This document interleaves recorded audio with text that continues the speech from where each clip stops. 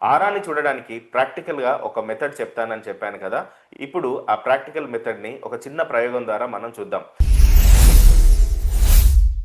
మీ అందరికీ ఒక ప్రశ్న.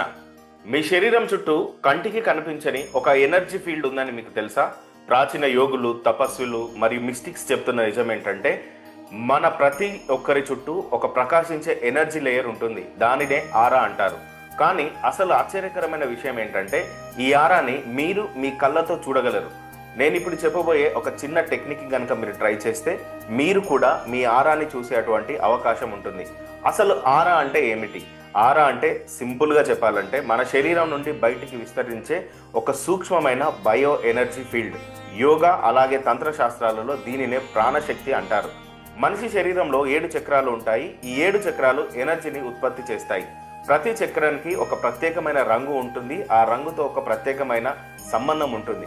ఉదాహరణకి రూట్ చక్ర ఎరుపు రంగులో ఉంటుంది, సాక్రల్ చక్ర నారింజ రంగులో ఉంటుంది, సోలార్ ప్లెక్సస్ పసుపు రంగులో ఉంటుంది, హార్ట్ చక్ర ఆకుపచ్చ రంగులో ఉంటుంది, థ్రోట్ చక్ర నీలం రంగులో ఉంటుంది, థర్డ్ ఐ ఇండిగో రంగులో ఉంటుంది, క్రౌన్ చక్ర వైలెట్ లేదా తెలుపు రంగులో ఉంటుంది.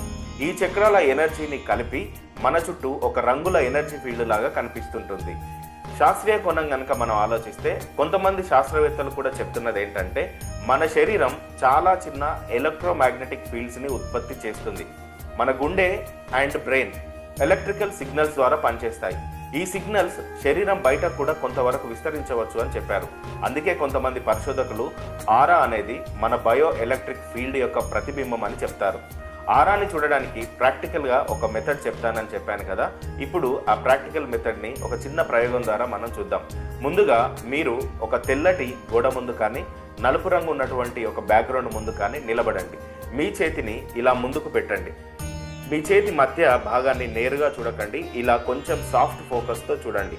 అంటే మీ చూపు రిలాక్స్డ్గా ఉండాలి.